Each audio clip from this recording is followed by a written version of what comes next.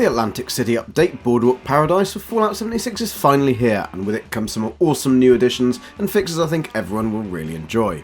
The first and main new addition to the patch is of course Atlantic City, which brings a new area to Fallout 76, where there are 3 new factions, 2 new expeditions and new enemies. Having played on the PTS, I can assure you that all of these are awesome. Secondly, we have the start of a brand new Season 15 scoreboard called the Big Score, which I must say has some really cool rewards and it looks like it'll be super fun. If you're a new player or starting a new character, there's also a new starting loadout which enable you to skip the introductions and jumps right to level 20. There's also the option to pick a starting pack loadout complete with resources to get you started. As soon as you venture out from Vault 76, you'll also notice that there have been some updates and improvements to the forest region, including new points of interest, a new vendor at the Gilman Lumber Mill and much more to explore. So let's take a closer look at Atlantic City. Firstly, we have 3 new factions. The Family, based out of the Casino Quarter, are mobsters in charge of vice, chems and gambling in Atlantic City. The Showmen, made up of performers and entertainers of all kinds who provide entertainment for the city. They're obsessed with self-actualization and will go to dangerous lengths to achieve it. Finally, the Municipal Government, known as Munis, are made up of hard-working citizens who keep the day-to-day utilities of Atlantic City running, but don't underestimate them. They're also not afraid to get their hands dirty to collect taxes. The first new expedition is called Tax Evasion, where you'll need to help a new character, Billy Beltbuckles, cook the books for the Mafia, to avoid paying dues to the Showmen and Munis. Billy is just an accountant and by no means ready for conflict, so he'll probably need your help on a regular basis. The second new expedition is called the Most Sensational Game, and in essence is a race to the finish line against the infamous Batsuri twins.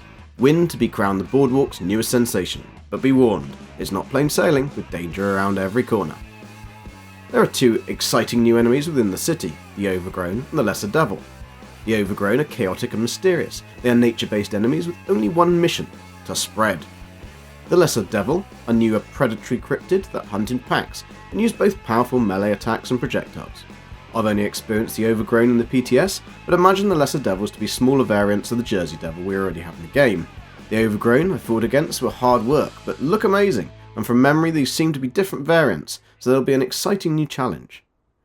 This season's new scoreboard, the Big Score, brings new casino-themed camp items like the heart-shaped bed, marble floor and foundations, plus new jackpot weapon and armors paints that look awesome. If you have Fallout First, there are also a load of new additional rewards you can unlock as you work your way around the scoreboard, including awesome new pavilion survival tent. The forest area of the map has had a fair few new points of interest added with various faction camps and a new daily quest in the region to help introduce you to them. In addition, the responders have also taken over the Gilman Lumber Mill and set up a new vendor called June Seaver, who has new items and plans, including the Vault-Tec backpack blueprint. Within your camp, you'll now be able to place new weather stations. At present, there are 2 available. The first will brighten your day with clear sunny weather and is available free from the Atomic Shop. The second will roll in the Atlantic City mist and is available to earn as a reward on the Season 15 scoreboard. All you need to do is place the weather station in your camp and power it up. You'll then see the weather change automatically before your very eyes. I've had a go with both of these on the PTS and I must say the Atlantic City mist is amazing and really brings an awesome ambience to your camp, but also perfect for that moody camp picture. There are a few additional design changes and improvements to note, the first one being huge. Finally, legendary creatures will now always drop a legendary item of matching rank. Huzzah! This is such an amazing change and there's nothing worse than defeating a 3-star enemy to receive a 1-star item. But why has it taken so long, Bethesda? But thank you. Single rank perk cards have now been added to perk card packs, and the packs will also now include the animated variants, which have been missing for some time. Please see Fargasia's video on this, linked in the description for more about these. The new quest tracker has been added to a streamlined quest tracking, which can be customised or disabled from the settings menu. This sounds interesting and hopefully useful. Known expedition plans no longer show for sale in Giuseppe's shop, which is fantastic, as that was certainly a very long depressing list, reminding you of all the number of stamps you still need to earn. They've apparently fixed the inconsistent food buff stacking and adjusted foods that grant melee damage buffs, adding 3 new light food variants to reflect the adjustment.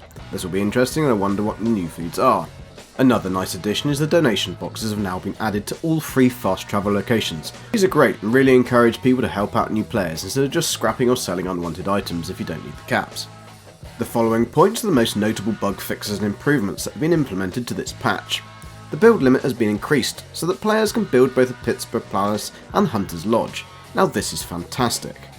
The replica Grognak's axe, mounted headplans and previously earned nuclear winter reward paints and skins can now also be crafted again. Huzzah! The scout armours can now be returned to standard after using MISC mods to modify them. The minor pails and holiday gifts now grant contextual ammo. Finally, this has been a real bugbear of mine, as I don't want railway spikes when I'm using the handmade rifle that takes 5.56 rounds. Anyway, burning, electrified, frozen and toxic legendary armour mods now stack. So 240 damage total from 5 armour pieces instead of 100 total damage regardless of how many armour pieces have the mod. They fix an issue with a 40% power attack damage not correctly dealing damage. Fantastic. They fix an issue that could cause the event's safe and sound to get stuck at the repair the circuit breaker stage. Eventually! Well done.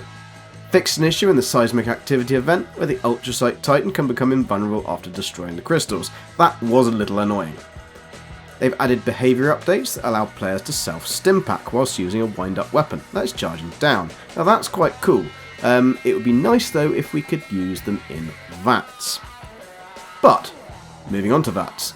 VATS no longer drain power armor fusion cores. Now this is amazing and might actually make me want to use the power armor more often.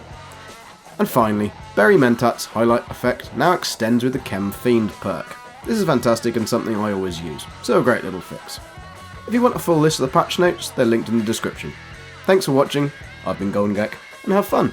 See ya.